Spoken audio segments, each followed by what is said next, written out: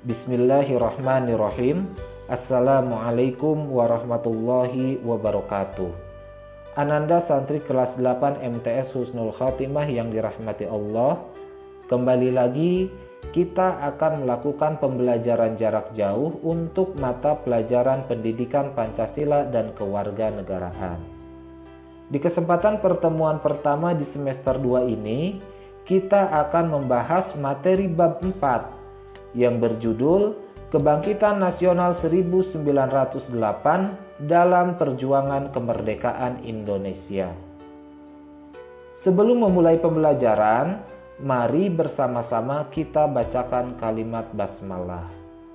Bismillahirrahmanirrahim.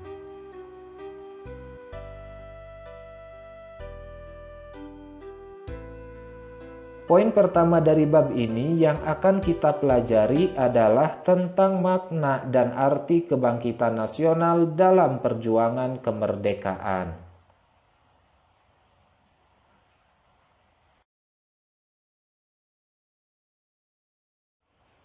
Hal pertama yang harus kita pelajari adalah tentang kondisi bangsa Indonesia sebelum kebangkitan nasional.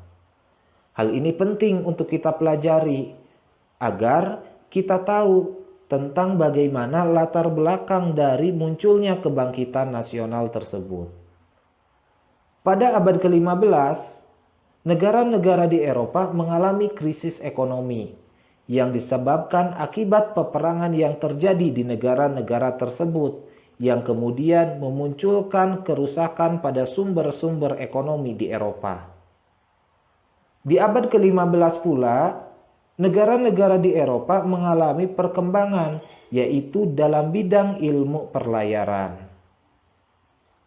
Adanya kerusakan ekonomi dan berkembangnya ilmu perlayaran menjadi faktor yang mendorong terjadinya ekspedisi yang dilakukan oleh negara-negara di Eropa untuk menjelajahi berbagai wilayah di dunia ini dengan tujuan mencari sumber-sumber ekonomi baru. Salah satu negara yang melakukan penjelajahan atau ekspedisi tersebut yaitu Belanda. Dan Belanda pun ketika melakukan ekspedisi sampailah kepada negara Indonesia yang pada saat itu masih disebut Nusantara, sebuah wilayah yang terkenal memiliki kekayaan alam yang melimpah. Di awal kedatangan dari penjajah Belanda di Indonesia, bangsa Indonesia sendiri menyambut mereka dengan baik. Namun, ketika Belanda mendirikan VOC, yaitu sebuah organisasi perkumpulan perusahaan-perusahaan dagang Belanda, maka dari sanalah dimulai penjajahan Belanda di negara Republik Indonesia ini, yang kemudian menimbulkan kesengsaraan bagi seluruh bangsa Indonesia. Sekitar 200 tahun setelah didirikannya VOC, yaitu ketika tahun 1808 dikeluarkanlah sebuah kebijakan yang namanya kerja paksa atau Rodi. Kerja paksa ini berlangsung selama 3 tahun dari tahun 1808 hingga tahun 1811. Di mana kerja Rodi ini bertujuan untuk membangun jalan sepanjang Pulau Jawa dari Anyer hingga Panarukan. Pada saat itu VOC dipimpin oleh Daendels. Kenapa Belanda membangun jalan dari Anyer sampai Panarukan? Tujuannya adalah untuk mempermudah mobilisasi angkatan militer penjajah Belanda tersebut. Tidak lama setelah adanya kerja paksa, muncul pula yang namanya Kulturalstelsel atau sistem tanam paksa, yang mana pada saat itu Belanda dipimpin oleh Van den Bosch sebagai gubernurnya. Sistem tanam paksa ini mewajibkan rakyat Indonesia untuk menanami sebagian sawah atau ladangnya dengan tanaman yang sudah ditentukan pemerintah, dan kemudian hasilnya diserahkan pada Belanda. Kesengsaraan-kesengsaraan yang disebabkan oleh penjajahan Belanda melalui VOC-nya tentu ada perlawanan dari orang-orang di negara kita. Namun, dengan strategi yang diterapkan oleh Belanda, yaitu divide et impera atau adu domba, dengan mudah perlawanan-perlawanan yang dilakukan oleh para pejuang kita pada saat itu dipatahkan oleh penjajah Belanda. Kemudian, pada tahun 1889 muncul yang namanya kebijakan politik etis yang dicetuskan oleh Van de Venter, yang mana politik etis ini sebagai bentuk balas budi atas kekayaan alam yang sudah diambil ke negara Belanda. Apa isi politik etis tersebut? Isi politik etis ada 3. Yang pertama irigasi, yaitu pengairan. Yang kedua ada edukasi, yaitu pendidikan. Dan yang ketiga ada migrasi, yaitu perpindahan penduduk. Akibat dari adanya politik etis ini, memunculkanlah golongan-golongan terpelajar. Yang harus kita tahu, politik etis itu pada dasarnya dikeluarkan oleh Belanda bukan semata-mata sebagai bentuk balas budi. Namun tetap mereka juga mencari untung, misalkan di bidang pendidikan. Mereka membuka sekolah-sekolah untuk rakyat Indonesia, di mana ketika rakyat Indonesia sudah bisa sekolah, sudah bisa baca dan menulis, maka mereka akan dipekerjakan di kantor-kantor milik Belanda dengan upah yang sangat rendah. Itulah kebijakan politik etis. Namun ada hikmahnya, yaitu memunculkan golongan-golongan terpelajar, yang salah satunya adalah Dr. Wahidin Soedirohoesodo. Pada tahun 1901, Dr. Wahidin Soedirohoesodo mulai mengkampanyekan pentingnya memajukan pendidikan dan melakukan penggalangan dana untuk membiayai pendidikan rakyat Indonesia yang cerdas, namun tidak mampu untuk bersekolah. Kampanye yang dilakukan oleh Dr. Wahidin ini dilakukan pertama kali dengan melalui media surat kabar. Karena pada saat itu Dr. Wahidin menjadi pimpinan redaksi dari majalah Retno Dumilah. Beliau aktif menulis di majalah tersebut tentang pentingnya menggalang dana untuk pendidikan.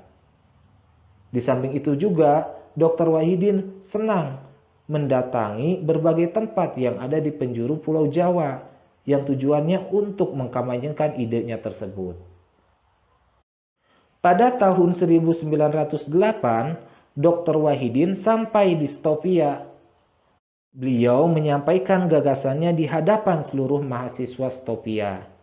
Dan pada tahun 1908 lahirlah organisasi baru yang modern pertama di Indonesia, yaitu Budi Utomo. Hal berikutnya yang harus kita ketahui adalah tentang perbedaan bentuk perjuangan bangsa Indonesia sebelum 1908 dan sesudah 1908. Yang pertama, sebelum 1908 perjuangan kita masih bersifat kedaerahan. Cut Nyak Dien berjuang di Aceh dan untuk Aceh. Pangeran Diponegoro berjuang di wilayah Pulau Jawa, khususnya Jawa Tengah. Pangeran Antasari berjuang di wilayah Kalimantan. Pangeran Hasanuddin berjuang di wilayah Makassar. Masing-masing mereka berjuang secara kedaerahan. Namun, sesudah 1908 perjuangan kita bersifat nasional, yang artinya ada semangat persatuan antara satu daerah dengan daerah lainnya. Yang kedua, perjuangan sebelum 1908 hanya mengandalkan kekuatan fisik atau angkat senjata, dan perjuangannya itu masih belum terorganisir dengan baik. Lain halnya dengan sesudah 1908, perjuangan itu mengandalkan pergerakan politik melalui organisasi-organisasi modern yang sudah terorganisir. Yang ketiga, sebelum 1908, visi perjuangan pada saat itu adalah hanya untuk mengusir penjajah pada saat itu saja.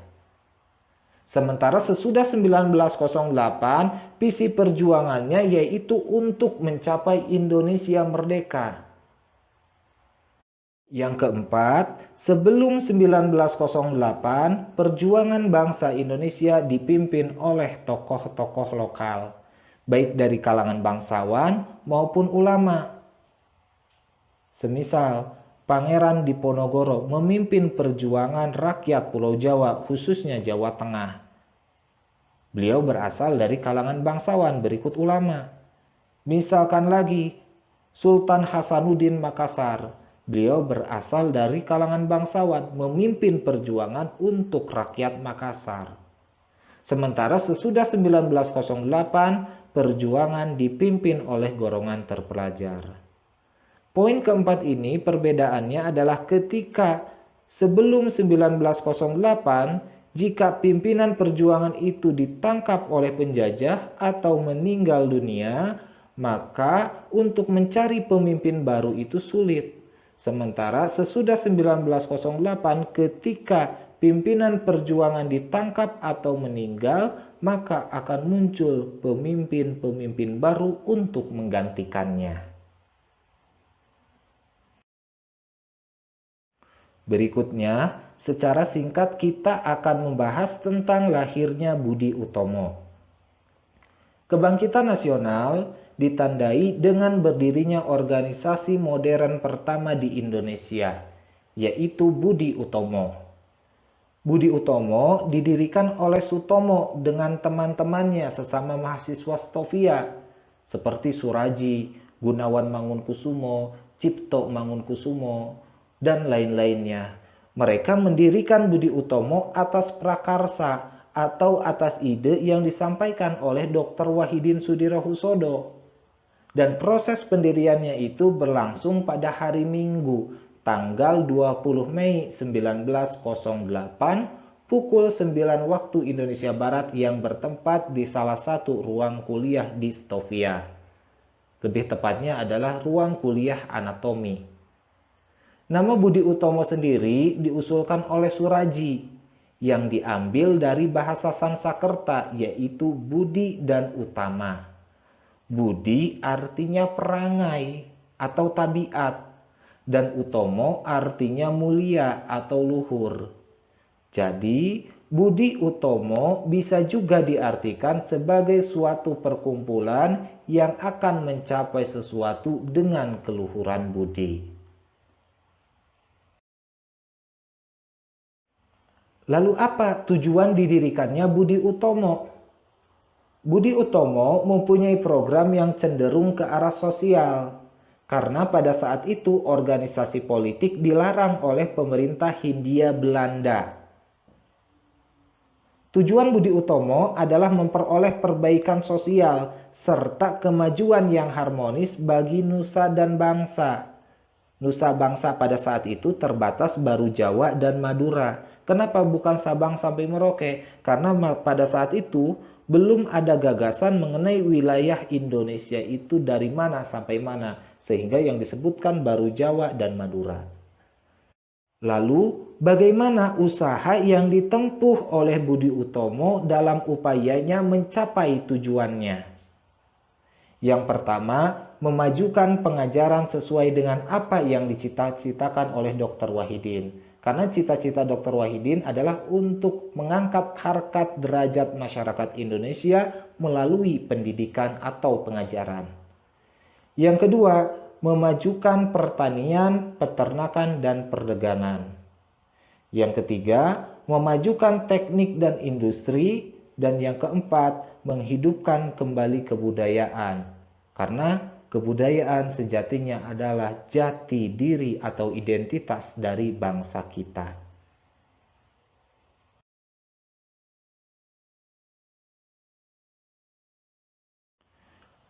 Berikutnya, masih di tahun 1908 terjadilah Kongres pertama Budi Utomo, yang tepatnya terjadi pada tanggal 5 Oktober 1908 di Yogyakarta. Kongres pertama Budi Utomo ini menghasilkan 6 buah keputusan.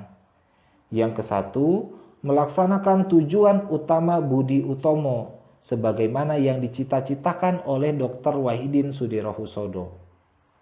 Yang kedua, kedudukan pusat perkumpulan berada di Yogyakarta. Yang ketiga, kegiatannya ditujukan pada bidang sosial, budaya, dan pendidikan. Yang keempat, ruang geraknya hanya terbatas pada Jawa dan Madura. Kelima, terpilihnya Tirto Kusumo, seorang mantan bupati dari Karanganyar, sebagai Ketua Budi Utomo Pusat. Dan yang keenam, organisasi Budi Utomo tidak berpolitik.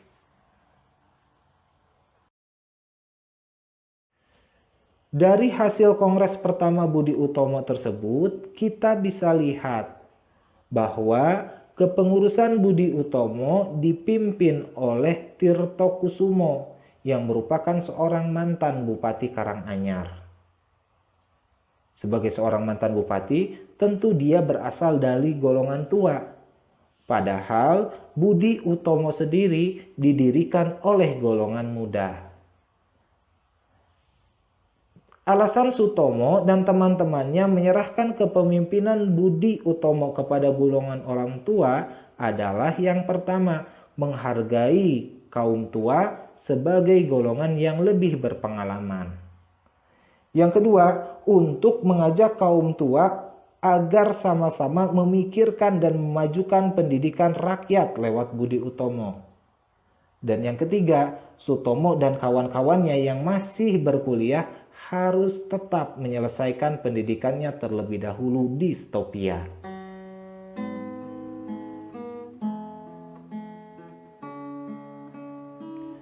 Itulah tadi sejarah singkat tentang bagaimana proses lahirnya Budi Utomo yang terjadi pada tanggal 20 Mei 1908. Dan tanggal 20 Mei ini oleh bangsa Indonesia diperingati sebagai Hari Kebangkitan Nasional. Lalu yang jadi pertanyaan, apa itu kebangkitan nasional? Kebangkitan nasional artinya masa bangkitnya rasa dan semangat persatuan, kesatuan, nasionalisme, dan kesadaran untuk memperjuangkan kemerdekaan Indonesia.